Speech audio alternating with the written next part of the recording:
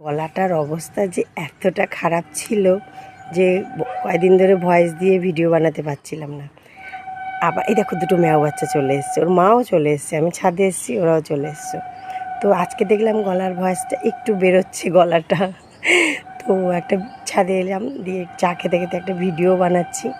আর তোমরা জানো ছাদে আমি খুব ভালোবাসি, এত গাছ হয়েছে আর বৃষ্টির জল পেয়েছে, তো গাছগুলো যে তোমাদের কি বলবো মানে এত সুন্দর তাজা হয়ে আছে বলে বোঝাতে পারবো না। তো ভাবলাম একটা ভিডিও বানাই, ছাদের অনেক দিন ভিডিও দেওয়া হয়নি, তো বানাচ্ছি। আর দেখো ওর মা, ওর দুটো বাচ্চা, ওই দেখো সব চলে এসছে।